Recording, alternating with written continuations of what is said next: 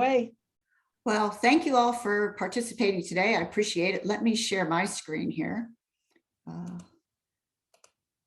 we get started. There we go. Well, once again, thank you all for participating today. I appreciate you coming to learn a little bit more about integrated marketing and how it can help you to help your students. So the title is Making Students More Employable. And one of the things that I learned throughout my career and then going into the academic world is that we need to make our students more employable. We need to be able to give them the skills that they need when they walk out the door to walk into a job and be able to do things. And that's what the focus was of this course that I put together and the book and how it will work. So what I want to focus on today is to really understand what is that student employability issue, how we as educators can explore that issue and address it in the curriculum that we're putting together for our students, and then really learn what that value is of experiential education to the actual student. And when I get to the end of this, we'll actually have some feedback from students as to what they feel when they've gone through this course and the experiences that they learned from it. So what's the disconnect? Well, there's a disconnect that exists between what students learn in the classroom and what businesses expect from graduates.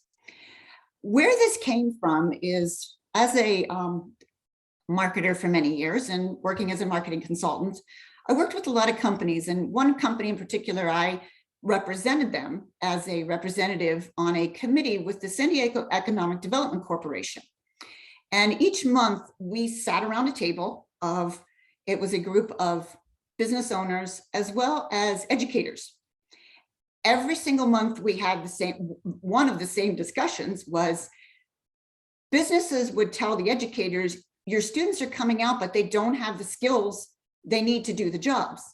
And then the educators were saying, but you're not telling us what you need so that we can actually create curriculum to meet those needs. And so that's really what drove me to put this course together to try to merge those two together, okay, and address that particular situation. And this is not a problem that just came around. This is a problem that has been around for a while. And there's some recent studies that actually show that. So this was a study done in 2018 by Strata and Gallup, where they took 32,000 students and, a random selection, four-year institutions, and only 1/3 of those students felt that they had the skills to succeed when they walked out the door. Only 1/3. That's not a lot of students who felt comfortable when they walked out the door that they could actually do a job that, they've gone to college to do. So there's a confidence issue. They don't feel confident. And we as educators need to make sure we can give them that confidence.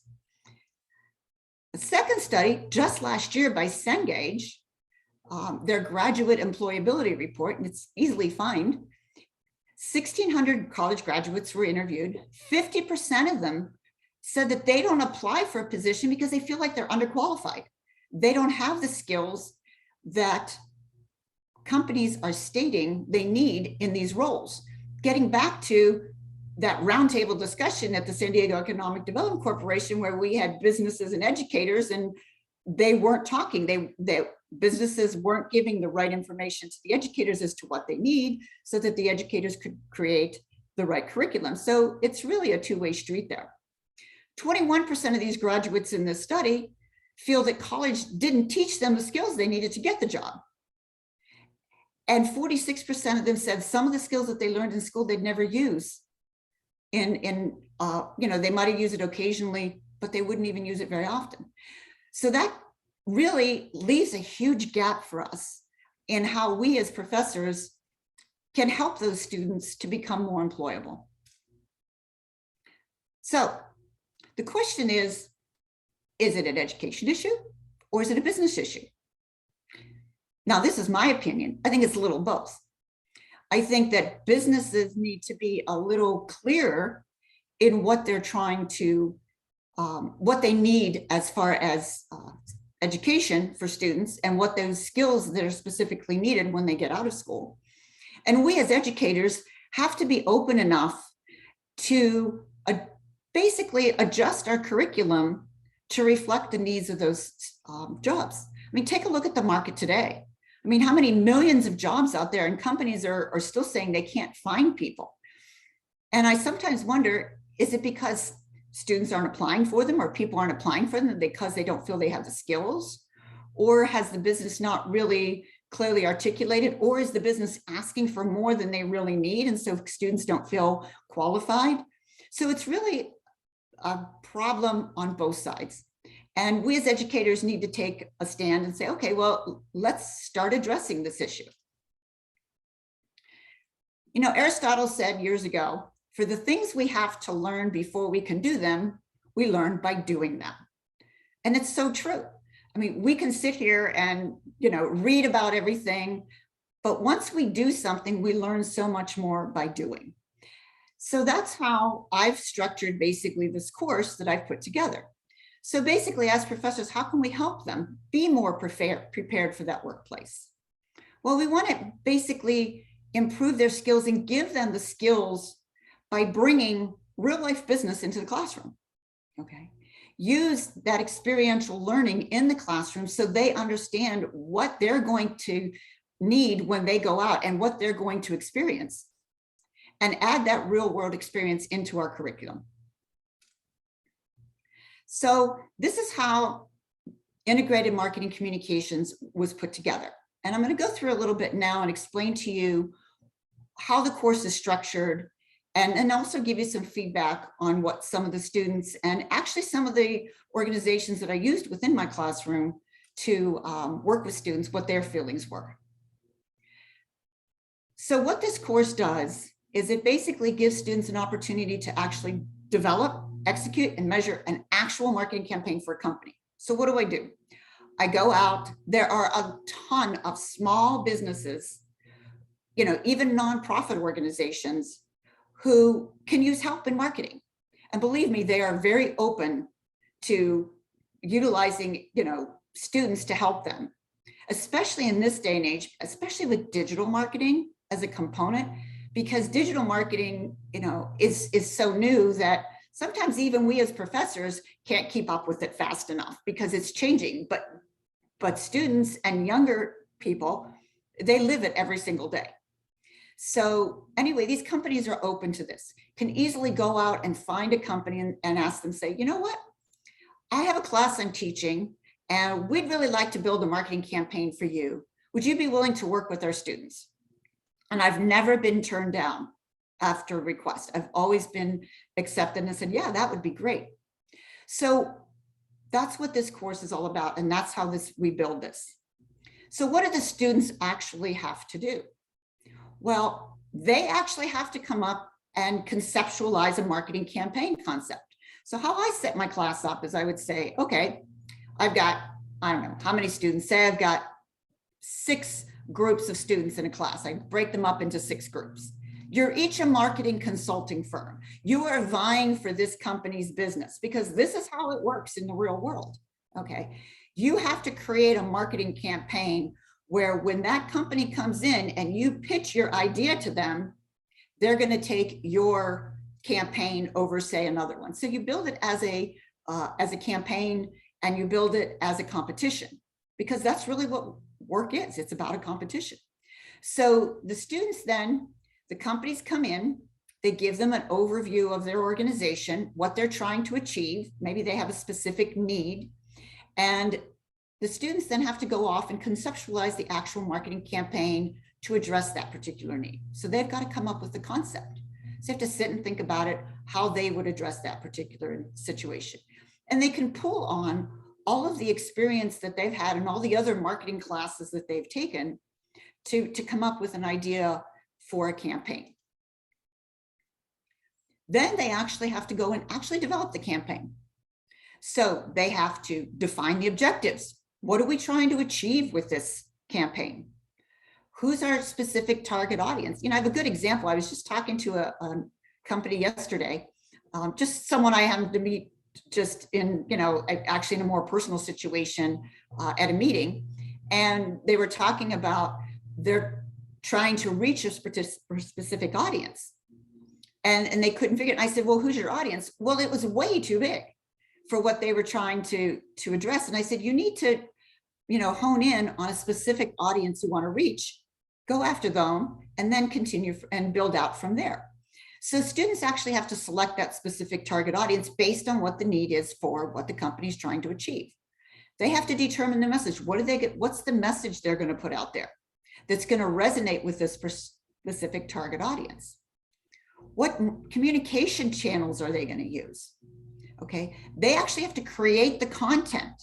That means writing content, writing advertisements, putting together commercial, doing all of the content creation. They have to develop a budget. The one thing that a lot of marketers tend not to do is to develop a budget, because they just figure, well, I just go ask, accounting and they'll give me the money. Well, that's not always the case. Especially in this day and age, you have to make sure that those students understand that a company wants a return on investment for the money they're going to spend. So they have to develop a budget so that they can actually go pitch this idea and get the dollars that they need to implement the campaign. And then once they've implemented, they have to make sure they're measuring success. Were they successful? Weren't they? And how did they do that? What measurements are they going to utilize in the campaign to help them understand whether or not they were successful? The students have to make all these decisions. These are all the decisions that, as a marketer, has to be made to develop and implement an effective marketing campaign.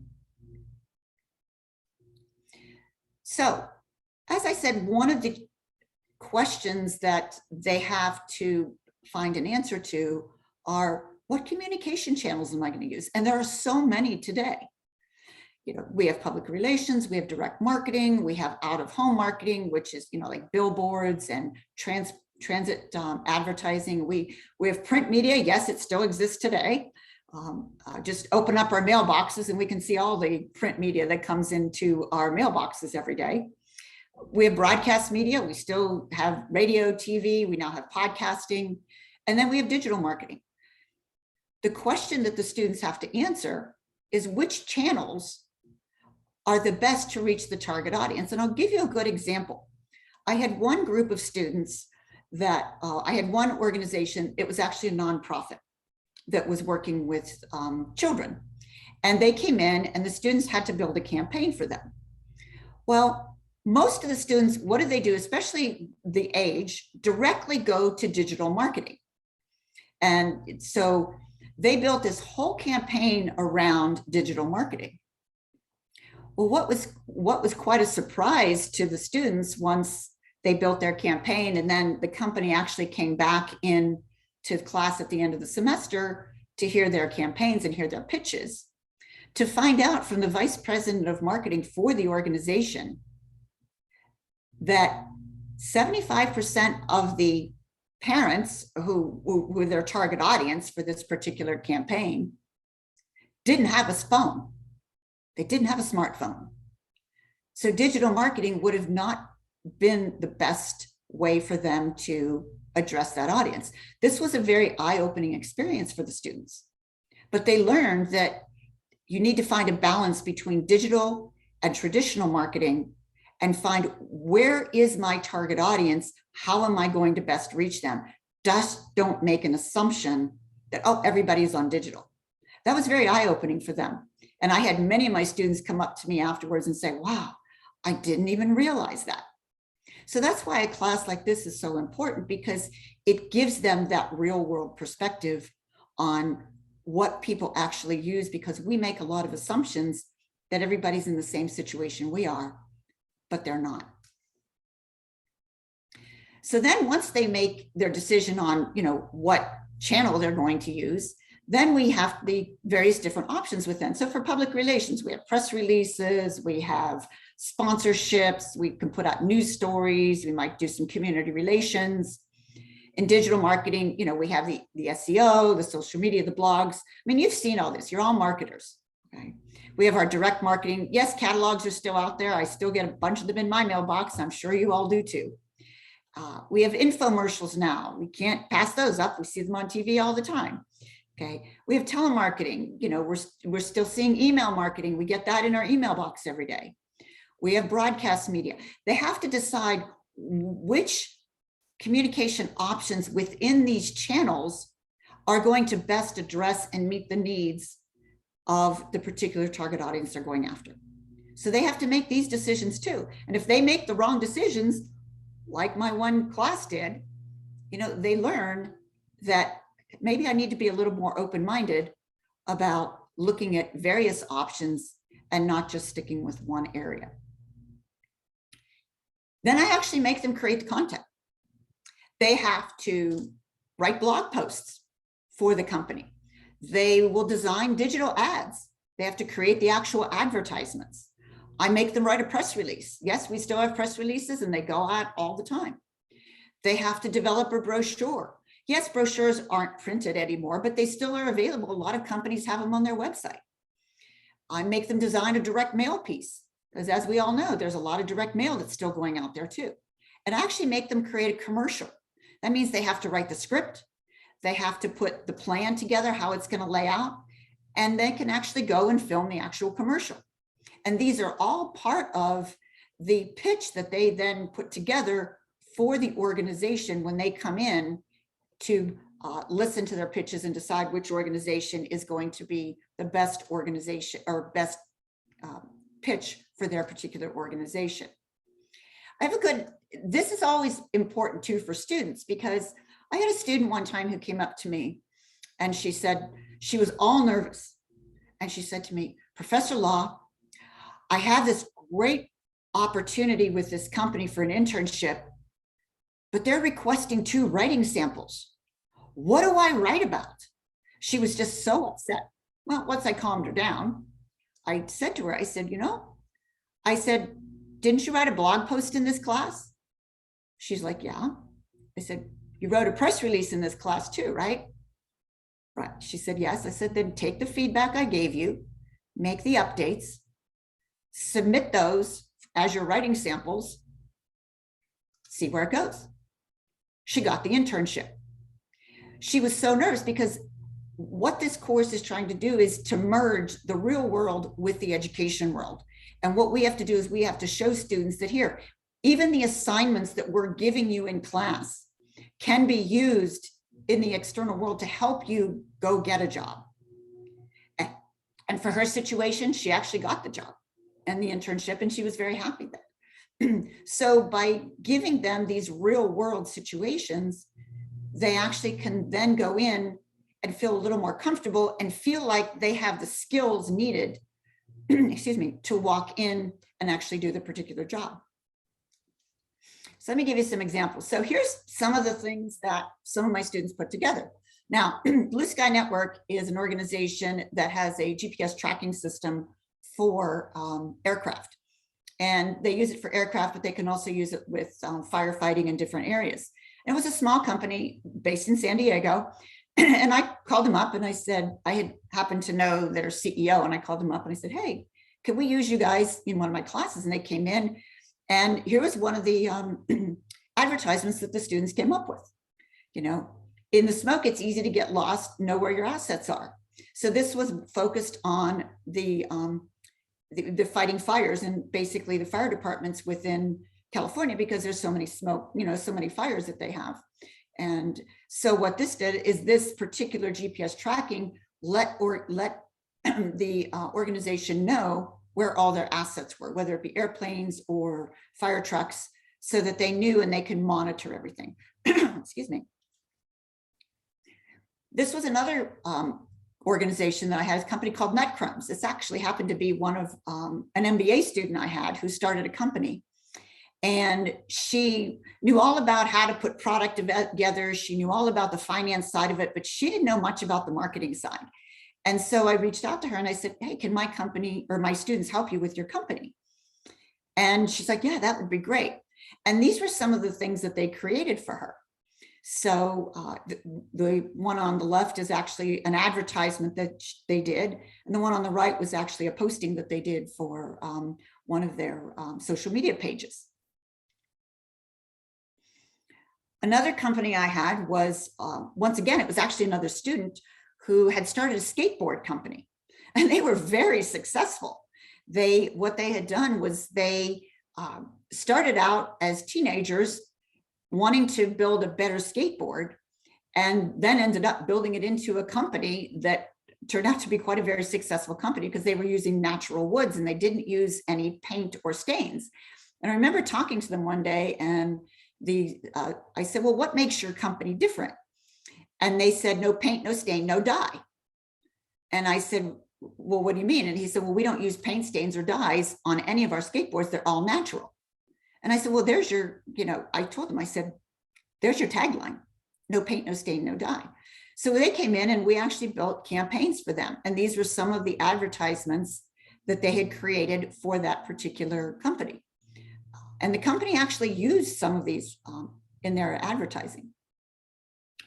This was another company, once again, a technology company. And why I'm showing you different ones is to show you that any type of company will work. The organizations that I used in my class, they were in the aviation industry, in the technology industry. Like I said, it was a skateboard manufacturer. I had nonprofits, I had, food manufacturers. So this can work in any organization, any kind of small organization that's out there. You can actually find them, and your students can help them. This particular company is a company called IQ times 10.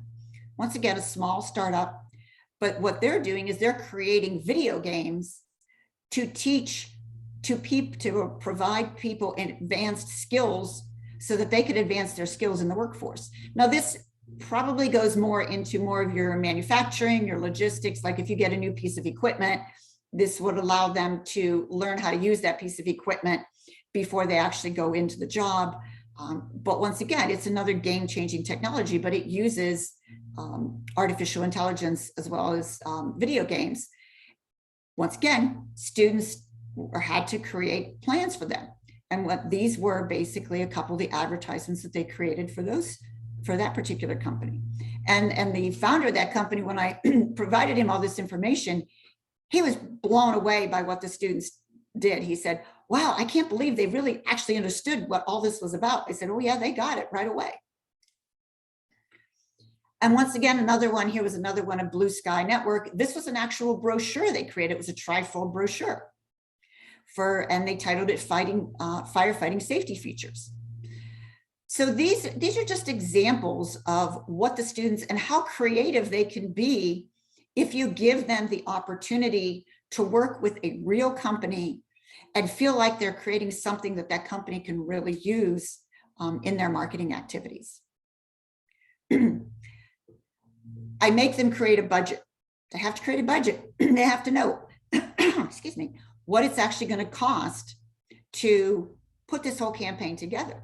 Because as we all know, you start a campaign and then you've got a little bit of creep here and a little bit of creep there, and all of a sudden that budget grows bigger and bigger and bigger. But if you set your budget and you really sit and think about everything that needs to be included up front, then you have a better idea and you can actually stay within that budget. So by making them research, how much will it cost to create an email campaign template?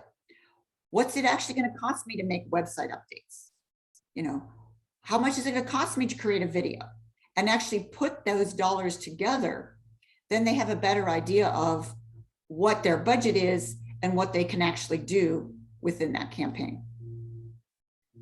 And then build out a timeline. That's a whole other issue with campaigns, is you have to say, okay, you have to put a line in the sand and say, okay, here's my launch date. My product or my service is going to launch on this particular date. And you have to build your schedule back from there. And by making them build a schedule back, they understand all of the pieces that have to be done before you even launch that product. So by creating an actual calendar, they have a visual of what it actually takes to do that. And you start to see all the overlaps and how it's not a chronological order of activities. It's a lot of overlapping activities that they have to work with. And then how are they going to measure success? They have to determine, they've defined the goals. They know what their time frames, they determined what activities they're going to do, but then they need to monitor those. So what monitoring tools are they going to use? Okay. How are they going to monitor those campaign results? Are they going to create a dashboard? Dashboards are huge right now because it's an easy way to visualize, what your results are and pick them up very quickly. And then how are they going to use that data maybe in their next campaign? What worked, what didn't work? And these are all things that they have to understand. So once they run a campaign, now in this situation, they can't actually run the campaign because they don't have enough time, okay? But they learn the importance of taking that data then, and then taking that information and then making decisions for the future. So what's the value of this type of what I call your experiential learning? And I think experiential learning is out there and in a lot of different places, but it gets increased engagement. I've never had one of my students not like the project. They all liked them. They thought, oh, wow, we're really going to work with the company. They would get out there. They would actually go visit the companies. They would go call the people. They would talk to them. So you had increased engagement as well as increased motivation, because they wanted to win. They wanted to win the competition. Okay. They retained the knowledge more because they felt then when they went out and they got out of school that they actually had some skills that they would use because they could retain that because it was real life to them. They were creative. I showed you some of the creative pieces that they put together. It actually also increased their awareness of what actually goes on in the business world, because they've been in school, many of them. And, they're coming out of high school, going into college. They're not really aware. I know I wasn't aware when I was in college what the business world was like. It's kind of a rude awakening when you get out of school and then you have this business world. It's very different, okay? But it gives them that awareness of the business world. And it helps them with their career prospects because they have things now that they can walk in the door and show a prospective employer, this is what I've done. I created this. I wrote this. Similar to the example I gave you with my student who had a internship. So what do clients say? Well, this is actually the one client, the Nut Crumbs. She actually posted this on Instagram and ended up using this brochure that my students created. And she wrote here, I'd like to give a huge shout out to the fabulously talented undergraduate marketing group from Point Loma who put together this creative piece for Nut Crumbs. Totally blown away by their creativity and understanding of our brand. Students get it. They can be very creative. And for her, this was perfect. So it's great for client feedback, but what do students think? These were actual feedback that I got in my evaluations. Now, we all know as professors, we get evaluated by the students and, they give us those numbers and then we get the qualitative ones. Now, we don't know who's saying this, but we know it came from our class. Well, these are some of the comments that I received from my students. A lot of the skills I've learned in this class have been priceless, and I can take them with me into the future and business world. This student felt like it was priceless to them. The practical approach allowed us to use our knowledge in a real life setting. Learning actual professional application to the material was great. The course provided a connection between the classroom and real life experience. This goes back to that connection between the businesses sitting around the table saying to the educators, you're not providing the right education, and the educators saying you're not providing the right information that we need. This is helping to break down that barrier.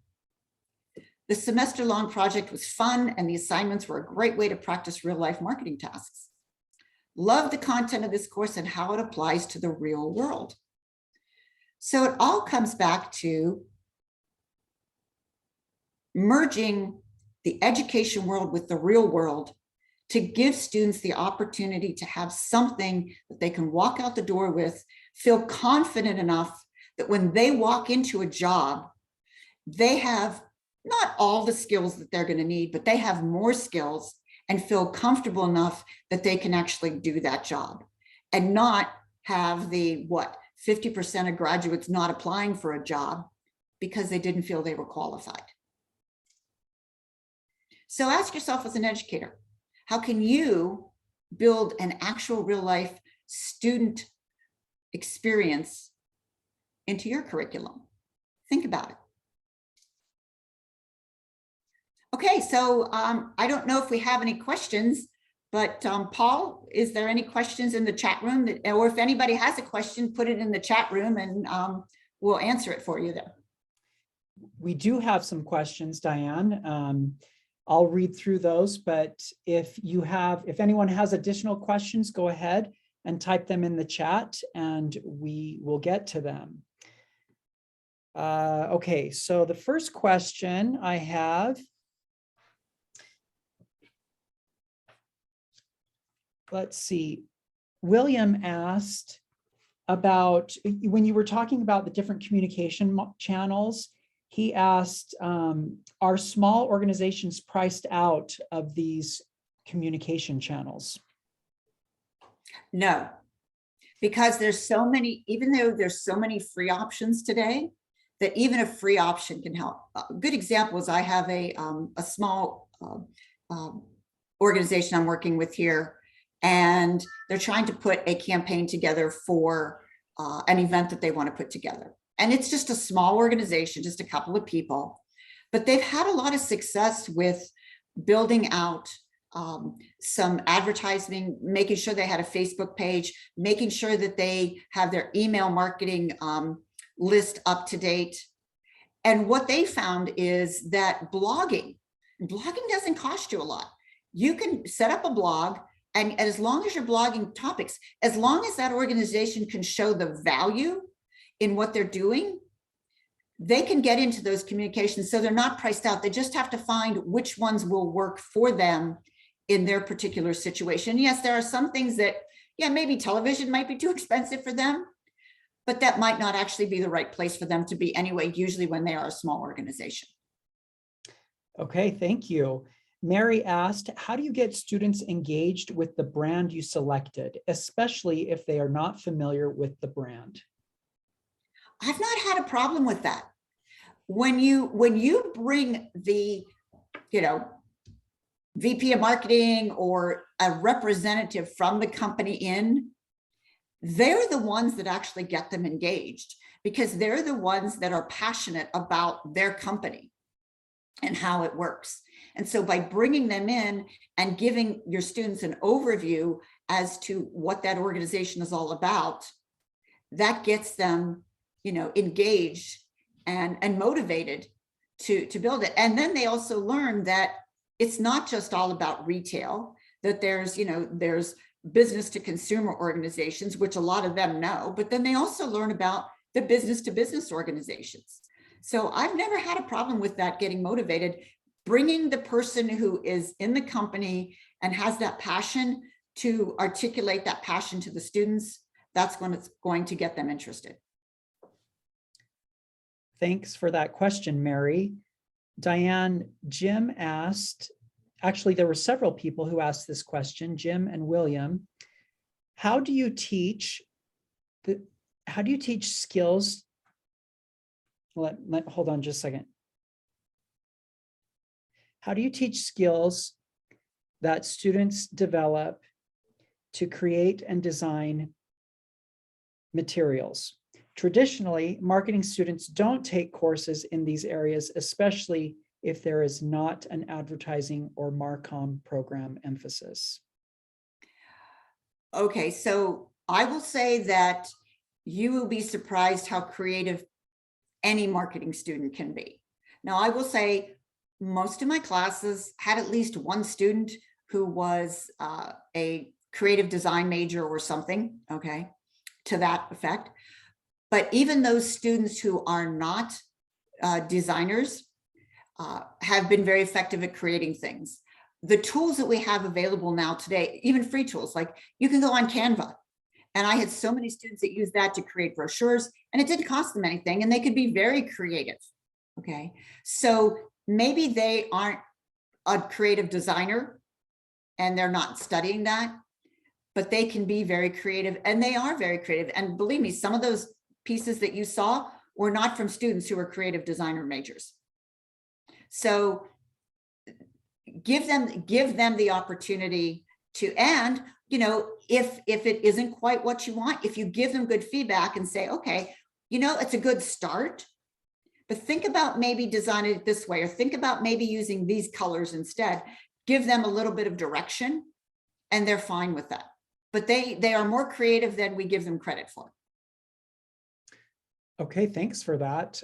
Also, we did have a session yesterday by Kinda Wilson, and the topic was helping your students learn how to do the design and teaching that. So everyone who's attending will have access to all of the sessions. So that may be a session that you'll want to go back and review also.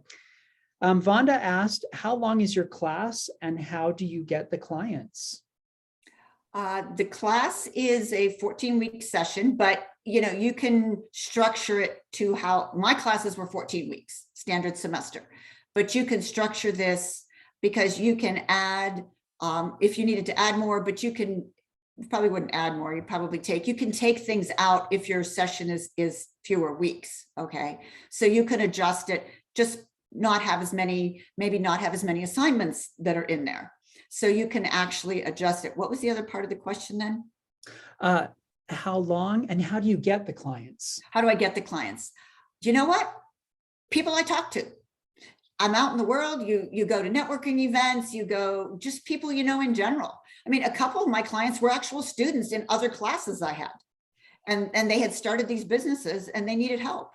So you would be surprised, you could stop in a coffee shop and be talking to the person in front of you or behind you, and it can be a business, and they ask you what you do, you see what they do, and then all of a sudden you start in this conversation. I never had a problem finding companies. Just be open-minded to think, oh my gosh, it's so hard to find them. No, everybody works for an organization. Okay. And if they don't, if you tell them, hey, this is what I'm trying to do. If you know somebody, hey, do you know any companies that might be interested? Because I would do that at times too. I mean, some of the other professors at the university, I'd go to them and say, hey, do you know any companies that might be interested in being a part of my class and helping out? So just be open-minded and ask people, and you'll find that they're very accommodating. Great. And so just to tag on to that question, do the clients actually come into your classroom? Yes, they come in the beginning of the session. Well, let's put the stage here. Prior to COVID, they came into the classroom, okay, and they would present their organization, and then the students would work on it. The students would reach out to them throughout the semester. They would give their contact information out, and then at the end of the semester, they would come back and hear the pitches, okay. COVID kind of changed a little bit of that. We still brought them in as far as, through Zoom if we could. It was a little harder because, people were just trying to figure out how to run their businesses during COVID, but we still had some success with it. And so they came in, and then they come in at the end and you present to them. So yes, they actually do come in to the classroom. Great. I just want to share some of the comments that people are making. Annette Aben said that she's done this in an advertising class and used internal clients, such as new academic program or student clubs. And then David shared that small businesses often appreciate the help more than large businesses and will be more engaged. It's also more likely that the students' work will be used by a small business. True, I agree. And actually, one of my clients actually hired one of my students when they graduated. So I would absolutely agree with that comment. Great. Is this an integrated marketing communications class that you're using this in, or what class? Yes, it's an integrated marketing communications class. Okay, great. Looks like maybe we have time for one more. Lakeisha, she's asking about when your students created their assignments, did they use royalty-free stock photos, specifically the skateboarding ad with the truck? Or did they take the pictures themselves? Do they learn about copyright laws during the class, or is this knowledge you expect them to already have? No, they know to take royalty-free pictures, or they took pictures of their own, or they went to the company and asked them if they had any images. Some of the images, like the surfboards, those were some of the images that the company had, and let them use it. But yes, they have to understand royalty-free. Great. All right. Well, thank you everyone for joining us today. Thank you, Diane. This was a very, very good session. I think that people enjoyed it. You can tell that there were lots of great comments and lots of lots of questions. One comment that we did have by Millie, she works with our authors here at Stukent, and she just noted that Diane's courseware is directly aligned with Stukent's goal to prepare students for their first job. And that's something that I've enjoyed about working with Diane and working here at Stukent, just that emphasis that is placed on those real world skills that students want to use. Diane, is there a way that people can get in touch with you if they'd like to keep in touch? Yes, you can find me on LinkedIn. So just, type in Diane Law, you'll find me on LinkedIn. And this is my, I'm an adjunct marketing professor only because I no longer live in San Diego. I live in North Carolina now. So I'm an adjunct professor teaching online for Point Loma. So you can reach me at my Point Loma. So it's dlaw@pointloma.edu or diane.law@pointloma.edu. Or like I said, reach out to me on LinkedIn. Excellent. For